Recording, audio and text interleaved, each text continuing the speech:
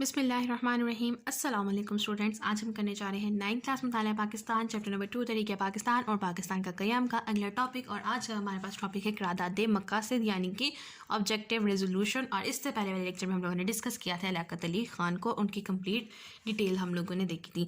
तो आज हम करने जा रहे हैं क़रारदाद मक़ासिद और ये है आप लोगों के पास पेज नंबर 37 पे। और ये वाला जो आपके पास टॉपिक है आप लोगों की एक्सरसाइज का 5th लॉन्ग आंसर है, तो इसको मार्क कर लीजिए। साथ साथ हम लोग एक्सरसाइज के क्वेश्चन भी देखते जाएंगे और इंशाअल्लाह ताला जब चैप्टर कंप्लीट हो जाएगा तो एक स्पेशल वीडियो सिर्फ एक्सरसाइज के लिए रखेंगे, जिसमें हम लोग कंप्लीट एक्सरसाइज को एमसीक्यू शॉर्ट आंसर्स और लॉन्ग आंसर्स को डिस्कस करेंगे। इसको मार्क कर लीजिए कि क़रारदाद मक़ासिद आपके पास एक्सरसाइज का 5th लॉन्ग क्वेश्चन है और इसी के अंदर हमारे पास एक शॉर्ट भी बनता है जो कि हम आगे जाके देखेंगे। चलो स्टार्ट करते हैं आज का लेक्चर जो कि है हमारे पास क़रारदाद मक़ासिद पे, और साथ साथ देखते हैं कि क्या चीज़ हमारे पास एमसीक्यूज़ के लिए इंपॉर्टेंट है और शॉर्ट आंसर्स के लिए इंपॉर्टेंट है, और आपके पास ये वाला लॉन्ग आंसर भी बहुत इंपॉर्टेंट है। और चैप्टर 2 कंप्लीट ही हमारे पास बहुत इंपॉर्टेंट है। इस टॉपिक को मार्क कर लीजिए, ये इंपॉर्टेंट है हमारे पास। और स्टार्ट करते हैं 12 मार्च 1949 को उस वक्त के वज़ीर आज़म नवाबज़ादा लियाक़त अली ख़ान ने कानून साज़ इदारे में एक क़रारदाद पेश की जिसमें उन नुकात की निशानदेही की गई जिनको बुनियाद बनाकर मुल्क के मुस्तक़बिल का दस्तूर बनाना था। कौमी असम्बली ने इस क़रारदाद को अक्सरियत से मंजूर कर लिया। उस क़रारदाद को उर्फ़ आम में क़रारदाद मक़ासिद के नाम से याद किया जाता है। क़रारदाद मक़ासिद के अहम नुकात मंदरजा झेल हैं। इस पे आप हेडिंग दे दें तारुफ़ की। ये आपके पास इंट्रोडक्शन है क़रारदाद मक़ासिद का कि क़रारदाद मक़ासिद किस तरह मंजूर हुई और क़रारदाद के मक़ासिद में आपके पास कौन से अहम नुकात जो थे वो डिस्कस किए गए और हम लोगों ने उनको एक्सप्लेन करना है। तो तारुफ़ की हेडिंग दे दें और इसमें से एमसीक्यूज़ मार्क कर लीजिए कि वज़ीर आज़म नवाबज़ादा लियाक़त अली ख़ान ने क़रारदाद मक़ासिद को कब पेश किया, उनके नुकात की निशानदेही कब की, ताकि पास आंसर आ जाएगा 12 मार्च 1949। फिर आपके पास एक एमसीक्यू इस तरह से भी आ सकता है कि क़रारदाद मक़ासिद की जो निशानदेही है वो कानून साज़ इदारे में किसने पेश की, आपके पास आंसर आ जाएगा लियाक़त अली ख़ान। अब आगे चलते हैं, इसके कुछ अहम नुकात देखते हैं जो कि शामिल थे क़रारदाद मक़ासिद में। और सबसे पहला पॉइंट है हमारे पास अल्लाह ताला की हाकमियत यानी कि सोवरेनिटी ऑफ अल्लाह अलमाइटी। अब ये पहला पॉइंट आपके पास एक्सरसाइज का 6 शॉर्ट आंसर है, इसको मार्क कर लीजिए। ये फर्स्ट पॉइंट कंप्लीट आपके पास 6 शॉर्ट आंसर है, अल्लाह ताला की हाकमियत। इस क़रारदाद मक़ासिद में इस बात की वजाहत कर दी गई कि सारी कायनात का मालिक अल्लाह ताला है। इसे मार्क कर लीजिए, ये बहुत ज़्यादा इंपॉर्टेंट एमसीक्यू आता है। और सारा इक़्तिदार इसी को हासिल है। इक़्तिदार मुसलमानों के पास अल्लाह ताला की इमानत है और इस इक़्तिदार को अल्लाह ताला की मुकर्रर करदा हदूद के अंदर रहकर अवाम के मुंतखब नुमाइंदे इस्तेमाल करें। तो अल्लाह ताला की हाकमियत में क्या है कि सारी कायनात का मालिक अल्लाह ताला है और सारा का सारा जो इक़्तिदार है यानी कि ताकत है वो अल्लाह ताला को ही हासिल है। और जो अल्लाह ताला ने मुसलमानों को और इंसानों को इक़्तिदार अगर थोड़ा सा दिया है तो वो भी हमारे पास अल्लाह ताला की एक इमानत है। और हमारे पास अगर ताकत है और अगर कोई अच्छी पोस्ट पर अगर हम लगे हुए हैं तो हम लोगों को उनकी हदूद में यानी कि लिमिट्स के अंदर रहना चाहिए।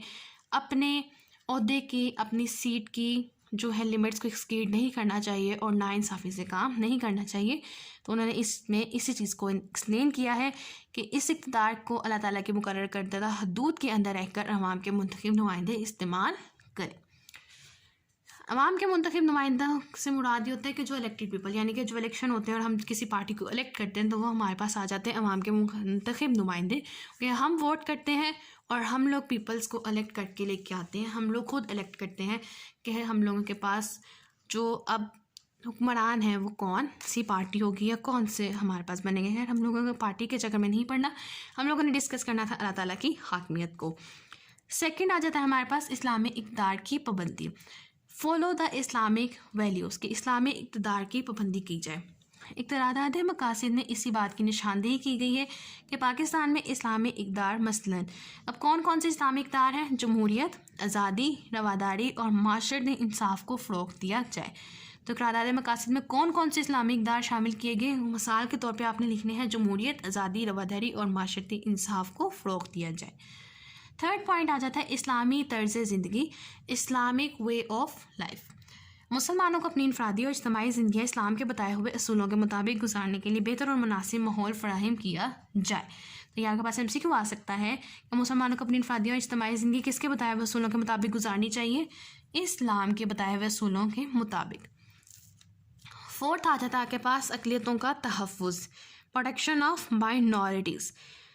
पाकिस्तान में रहने वाले तमाम गैर मुस्लिम शहरियों को अपने मज़ाहिब और अकायद के मुताबिक ज़िंदगी गुजारने का मुकम्मल तहफ़्फ़ुज़ फ़राहम किया जाएगा। ये आपके पास अक्सर जो है वो शॉर्ट आंसर पूछा जाता है, तो आप लोगों के पास उसका आंसर, ये कंप्लीट पॉइंट जो है ये आपके पास इसका आंसर आ जाता है। आपसे पूछा जा सकता है कि क़रारदाद मकासिद में अक़लियतों के तहफ़्फ़ुज़ के बारे में किस तरह से निशानदेही की गई, तो उसमें आप लिखेंगे कि पाकिस्तान में रहने वाले तमाम गैर मुस्लिम शहरियों को अपने मज़ाहिब और अकायद के मुताबिक ज़िंदगी गुजारने का मुकम्मल तहफ़्फ़ुज़ फ़राहम किया जाएगा। नंबर 5 आ जाता है हमारे पास बुनियादी हकूक़ की फ़राहमी, और बुनियादी हकूक़ से मुराद है हमारे पास fundamental rights, provision of fundamental rights.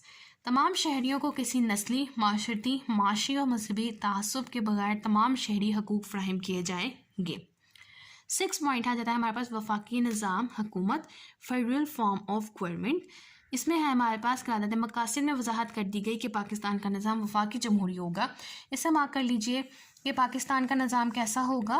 क़रारदाद मकासिद में किस तरह से वाज़ेह किया गया कि पाकिस्तान का निज़ाम वफाकी जमहूरी होगा, जो कि अवाम के मुंतखब नुमाइंदों के ज़रिए चलाया जाएगा, यानी कि इलेक्टेड पीपल जो है वो उसको रन करेंगे। 7 पॉइंट है हमारे पास पसमानदा इलाकों की तरक्की, डेवलपमेंट ऑफ बैकवर्ड एरियाज़। क़रारदाद मकासिद में इस बात का आदा किया गया कि पसमानदा इलाकों की तरक्की के लिए ज़रूरी इक़दाम किए जाएंगे और इन्हें तरक्की याफ्ता इलाकों के बराबर लाया जाएगा। नंबर 8 अदलिया की आज़ादी, इंडिपेंडेंस ऑफ जुडिशरी। क़रारदाद मकासिद में इस बात का आदा किया गया कि अदलिया अपने फ़राइज़ की अदायगी में बिल्कुल आज़ाद होगी और बगैर किसी दबाव के काम करेगी। ये भी आपके पास जो है वो एक शॉर्ट आंसर आता है कि अदलिया की आज़ादी के बारे में क़रारदाद पाकिस्तान में किस तरह से वजाहत की गई। तो आप लोग क्या लिखेंगे कि अदलिया जो है अपने फ़राइज़ में बिल्कुल आज़ाद होगी और बगैर किसी दबाव के काम करेगी और फैसले करेगी। नंबर 9 है हमारे पास लास्ट पॉइंट, उर्दू कौमी ज़ुबान, Urdu as a national language. इस बात की निशानदेही की गई कि पाकिस्तानी कौमी ज़ुबान उर्दू होगी। यहाँ के पास MCQ है कि क़रारदाद मकासिद में कौमी ज़ुबान किसको मुंतखब किया गया? उर्दू को। ये हमारे पास आ जाते हैं क़रारदाद मकासिद के अहम नुकात। इसी के नीचे हमारे पास है क़रारदाद मकासिद की अहमियत, इंपॉर्टेंस ऑफ ऑब्जेक्टिव रेजोल्यूशन, जो कि हमारे पास एक बहुत ज़्यादा इंपॉर्टेंट शॉर्ट आंसर भी है और आप लोगों ने इसको लॉन्ग आंसर में भी ऐड करना है और इसको भी मैं आपको हेडिंग के साथ करवाऊंगी ताकि आप लोगों का आंसर मॉडिफाई हो सके। क़रारदाद मकासिद की मंजूरी के बाद पूरे मुल्क में खुशी और इत्मीनान की लहर दौड़ गई। लोगों को इस बात का एहसास हो गया कि अब दस्तूर बनाने का काम लोगों की ख्वाहिशात और मर्ज़ी के मुताबिक पूरा हो सकेगा।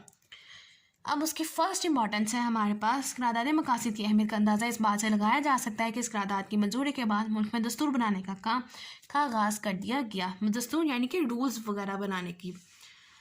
इस मकसद के लिए एक कमेटी बनाई गई जिसे बुनियादी असूलों की कमेटी का नाम दिया गया।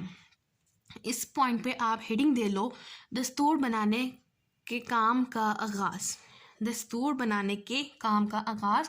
और इसमें आपने फ़र्स्ट पॉइंट लिखना है कि इस क़रारदाद की मंजूरी के बाद मुल्क में दस्तूर बनाने के काम का आगाज़ कर दिया गया। इस मकसद के लिए एक कमेटी बनाई गई जिसे बुनियादी असूलों की कमेटी का नाम दिया गया। नंबर 2 पे आ जाता है क़रारदाद मकासिद ने दस्तूर बनाने के लिए बुनियादी असूलों की निशानदेही कर दी। इस पर आप हेडिंग दे दो बुनियादी असूलों की निशानदेही। बॉक्स में मैंने लिखा मार्क किया हुआ है बुनियादी असूलों की निशानदेही। नंबर 3 आ जाता है आपके पास दस्तातीर। दस्तातीर क़रारदाद मकासिद पाकिस्तान में बनने वाले तमाम दस्तातीर में बतौर इब्तदाई शामिल की गई और 1985 में 1973 के आइन में तरमीम करके इसे बाकायदा आइन का हिस्सा बना दिया गया। तो फर्स्ट क़रारदाद मकासिद की अहमियत है हमारे पास और फर्स्ट पॉइंट भी आप हेडिंग दो कि दस्तूर बनाने के काम का आगाज़। नंबर 2 बुनियादी असूलों की निशानदेही और नंबर 3 दस्तातीर। और लास्ट पे आप लोगों ने हर क्वेश्चन का जिस तरह से हासिल कलाम लिखना होता है इसका भी आप हासिल कलाम लिखोगे और आप हासिल कलाम में क्या मेंशन करोगे कि क़रारदाद मकासिद जो है पाकिस्तान की तहरीक का एक अहम हिस्सा है और ये हमारे पास पाकिस्तान के सियासी निज़ाम में बेहतरी के लिए एक अहम किरदार जो है वो अदा करती है। हो गया। हासिल कलाम में आपने लिखना है कि पाकिस्तान की तहरीक में हमारे पास जो क़रारदाद मकासिद है वो एक अहम हिस्सा है। ये मैंने बुलेट पॉइंट मार्क किया, आप लोग इसे सेंटेंस में लिखोगे। और क़रारदाद मकासिद पाकिस्तान के सियासी निज़ाम में बेहतरी के लिए अहम किरदार अदा कर सकती है और करती है अगर हम लोग जो अवाम के मुंतखब नुमाइंदे हैं उन पर अमल करें। तो ये था हमारे पास आज का टॉपिक क़रारदाद मकासिद एक दफ़ा समराइज़ करते हैं और मैं आप लोगों को हेडिंग्स बता देती हूँ कि आप लोगों ने इस लॉन्ग में क्या क्या हेडिंग लिखनी है। आपके पास पहले हेडिंग आ जाएगी तारुफ, फिर आप हेडिंग दे दोगे क़रारदाद मकासिद के अहम नुकात, और उसके बाद आप लोगों ने तमाम 9 पॉइंट्स लिखने हैं, जिसमें सबसे पहले हमारे पास अल्लाह ताला की हक़ में, जो आपके पास एक इंपॉर्टेंट शॉर्ट आंसर भी है। इस्लामिक दार की पाबंदी, इस्लामी तर्ज ज़िंदगी, अक़लियतों का तहफ़्फ़ुज़, जो कि आपके पास एक इंपॉर्टेंट शॉर्ट क्वेश्चन है।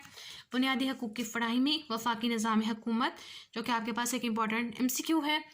पसमानदा इलाकों की तरक्की, अदलिया की आज़ादी, आपके पास शॉर्ट आंसर आता है। और उर्दू कौमी ज़ुबान, जो कि हमारे पास एक इंपॉर्टेंट MCQ भी बनता है।